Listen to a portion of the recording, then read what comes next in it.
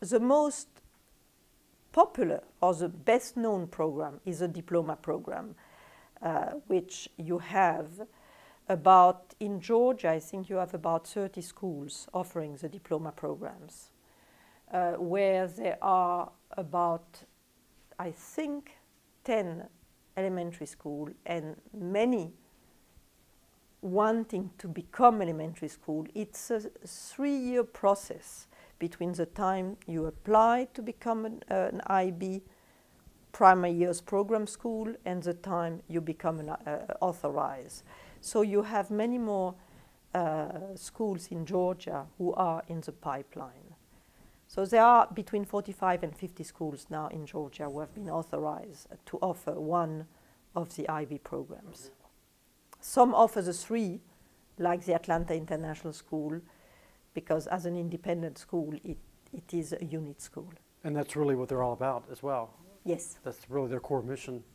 Yes. So, and then when you receive your diploma, it is you get credit from certain universities up to as much as 2 years of credit for some? Generally in the US, you get, in some states like California, Texas, Florida, you get 1 full year of credit.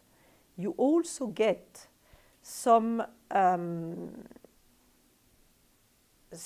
reduction in your tuition, and your IB fees will have been taken care of by the state. In Georgia, there was a proposition, I think 2 years ago, to also offer 1 year of college, but Governor Perdue stopped it. Was it a funding issue? I am sure it was a funding issue. And, And a lack of preparation, right, for the whole system to work well. Right. Are IB students also able to take AP classes or the? Yes. Okay. IB students, if they want, can take AP classes. Some US schools do offer the AP classes in 9th and 10th grade. So the kids complete all of the AP class in 9th and 10th grade, and then are only IB in 11th and 12th grade. IB pretty much fills up your schedule for those 2 years. I will say that IB pretty much fills up your schedule. Right. For some students, they can also take the IP exams, the AP exams, without preparation or having had just a little amount of preparation. It really depends on your teachers. And how does this change the student in your experience when you see a student who has taken 2 years? How is their perspective changed? How are they? I think that what really makes a major difference is, first, they have to be well-rounded. They cannot only specialize in one area, which means that they have to take 3 subjects at a high level, 3 subjects as a standard level. In the high level, they can really take what they love, what they have a passion for, but they cannot discard some subjects that they don't specially like. They are really asked to be motivated and to follow through. So one of the greatest assets that IB students have is that they have to learn to use their time well, to be very well organized. They have to study for the long run. And what I mean by that is that as the exams are at the end of your 2nd year of study, you get the question on your exam over a 2-year period in which you have learned the subject. Therefore, it is not like if you have an exam on a quarter system, you learn something and you forget it. So you have to retain the knowledge. You have to retain the knowledge, Right. and there is very little multiple choice. It's mainly essay writing, which means that you have to remember and not just recognize and recall answers. Right. So it requires that you have really processed your knowledge, you have understood it, and you have also, in order to understand anything, you need to have a critical approach to learning. It is only by debating a topic that you really know it. And so one of the greatest asset of an IB education is the critical thinking skills that you develop. So that has to help you when you're in college. And it helps you tremendously. All students who have left the IB and have gone to college, who have really succeeded with the IB exam and gone to college, are saying that the first year in college is a breeze. And even those who have failed the IB exam do much better in college. And there have been some survey and some statistical studies showing that even if you do not pass your IB exam, you take the test but you fail because you don't have the right grades, it makes a difference in your college performance.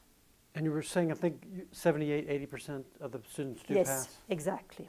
Between 78 and 81, 82, depending on the years. And there are different percentage according to the region.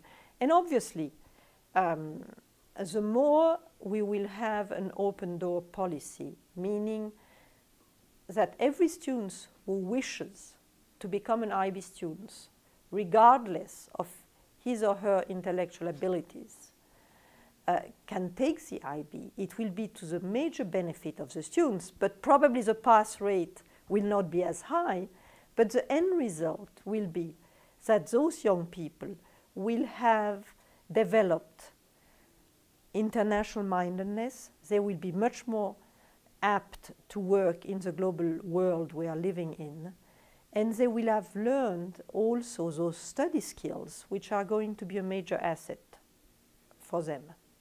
Can you take the test more than once? Or? Yes, so what happens in fact is that if you fail one of your subjects, but you have had good grades, or two, you can ask to retake it at one of the following IB sessions, because the IB world is divided between the northern and the southern hemisphere because of how the calendar is organized.